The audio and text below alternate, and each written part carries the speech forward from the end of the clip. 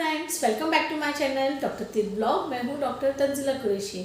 दोस्तों, अगर आपके दांत में अभी बहुत सीवियर दर्द हुआ है या दांत की किसी भी समस्या की वजह से आप डेंटिस्ट के पास गए हैं और आपको डेंटिस्ट ने रूट कैनाल ट्रीटमेंट का सजेशन दिया है कि आपको इस दांत में दांतों के नस का इलाज करवाना पड़ेगा या फिर आरसीटी करवाना पड़ेगी। तो दोस्तों, आरसीटी क्या होता है और हम उसे कैसे करते हैं और किन किन परिस्थितियों में हमें रूट कैनाल करवाने की ज़रूरत होती है और किन किन कंडीशन में हम रूट कैनाल ट्रीटमेंट नहीं करवा सकते हैं।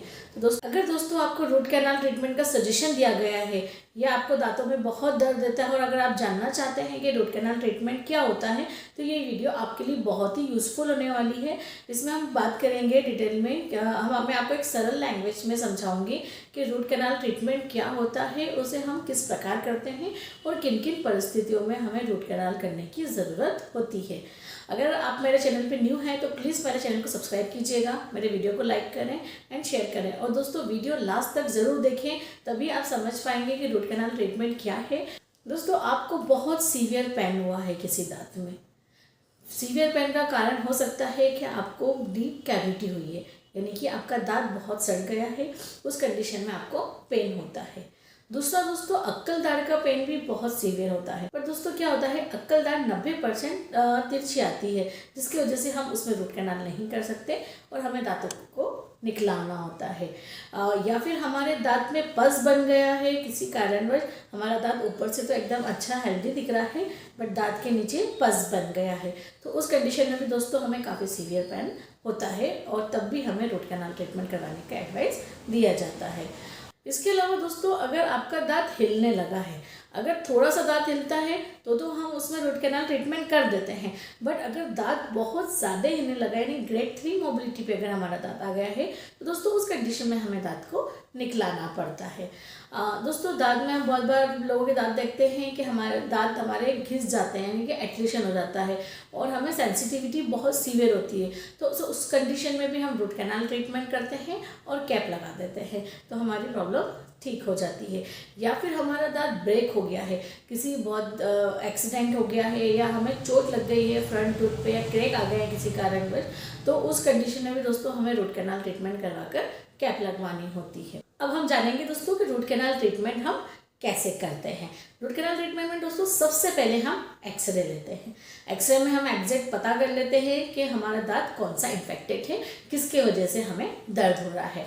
हमने सपोज अगर हमें ये वाला नीचे का लोअर फर्स्ट मोलर हमें हुआ है हमारा प्रॉब्लम, इसकी हम आरसीटी कर रहे हैं। इसका दोस्तों हमने एक्सरे लिया। हर दांत की दोस्तों नसें अलग होती हैं, रूट्स अलग होती हैं, उसमें अलग अलग शेप की होती है, तो वो एक्सरे में हमें वो सब चीज़ें दिख जाती है। अब हमें फाइंड आउट हो गया हमारा फर्स्ट मोलर पेन कर रहा है। अब दोस्तों इसके लिए सबसे पहले हम डेंटिस्ट क्या करता है, एनेस्थीसिया देता है, लोकल एनेस्थीसिया, जिससे कि इतना एरिया पूरा नम हो जाता है, यानी कि सुन्न हो जाता है। जब हमारा दांत सुन्न हो गया उसके बाद हम प्रोसीजर स्टार्ट करते हैं। सबसे पहले हम स्टार्ट करते हैं एक्सेस ओपनिंग, यानी कि पूरा इन्फेक्टेड कैविटीज हटा देते हैं और नस तक उसको ओपन कर लेते हैं, ठीक है।